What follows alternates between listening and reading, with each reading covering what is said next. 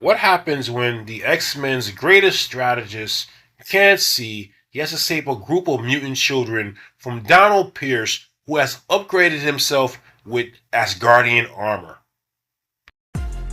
The story begins where Cyclops is heading into a cave to rescue some mutant children. Despite losing his sight, Scott refuses to leave these children behind, and this is where things get crazy. Now, meanwhile, the kids finally catch a break, and their mutant collars come off. The mutant Mel tells everybody, yo, we gotta get out of here. Donald Pierce sees them and knows exactly what they're doing, and Homeboy just starts bragging. Pierce basically reveals that for years he's been looking for a metal stronger than adamantium. At first, I want to know what bullshit this guy's talking about, but then a bombshell drops. He finds Uru metal, the same metal made in Thor's hammer. Before the kids can process what the fuck is going on, Pierce fuses himself with the metal, becoming an absolute monster, and things go from bad to worse because the whole cavern starts to collapse around them. At this point, shit is crazy. The whole cavern's collapsing, the kids are trying to escape, but they're running out of time. Luckily, Mel steps up and uses her mutant powers, which is super strength, to hold the collapsing cavern together and keep everybody alive. When you think things couldn't get any worse, it does. These kids now are trapped in there and they have to dig their way out of the cavern. But at the last second, Cyc busts through the rubble, still blindfolded, with a big ass fusion cannon and a reaver he took out from the last issue. Cyclops reassures the kids that they'll be safe, and he tells Mel to let go of the mountain and get out of here. And Mel is basically warning Cyclops that Donald Pierce is way more deadlier. He fused with the Uru metal, so I don't know if you want to go up against this guy. And Cyclops' response is, I'm dangerous too. And on cue, Donald Pierce breaks through the cavern walls looking to scrap. Donald Pierce lets off a blast that takes Cyclops out of the fight.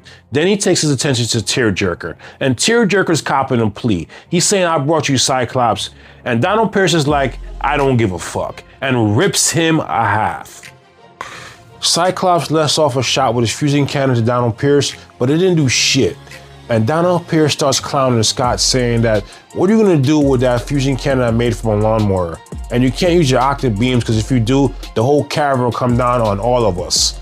So you can't do shit. And he smacks Scott across the face, and then he tells Scott, you're too pussy to do anything. If it was Wolverine, he would do what he had to do. You ain't gonna do shit. Scott starts laughing, and Donald Pierce wants to know, what are you laughing about? And Scott says, you don't know me, motherfucker.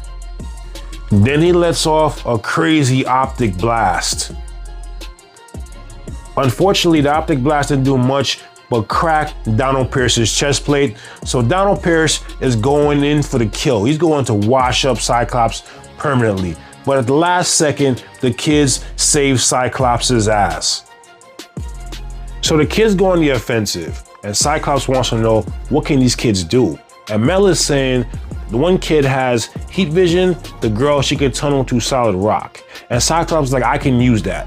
And the awesome thing about Cyclops is that his main power isn't his optic blast, it's his leadership. And he takes these untrained kids and makes them X-Men.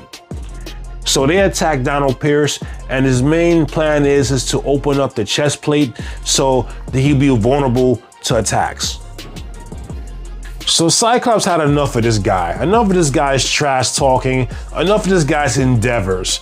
Cyclops is like, I'm gonna finish you off. You wanna be impressed? Then he lets this guy have it. He gives this guy the optic blast from hell.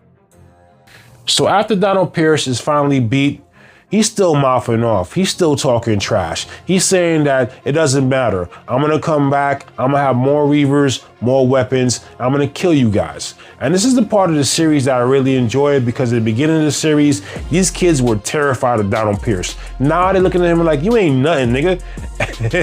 And basically, Cyclops has a great quote. He says that we'll always beat you. You know why? X-Men don't leave each other behind. And they leave his ass in the cavern. Just as Donald Pierce's day couldn't get any worse, he thinks Cyclops came back to save him because Cyclops is a goody two-shoe and he didn't have the balls to let him die. But no, it wasn't Cyclops, it was Tearjerker. The dude he ripped in half. And this guy, Tearjerker, is coming back for a little payback. With the Marauder ship approaching, the kids are safe from the nightmare. And Mel is asking Cyclops to train her to become an X-Man. And I'm thinking Cyclops is gonna say, hell yeah, super strength, all this type of stuff. But Cyclops says no. After Krakoa, nowhere is safe. So why should I put people in danger? And you should have the right to build, to dance. So go and do that. And I'll be an X-Men so you guys don't have to be. And the comic comes to an end.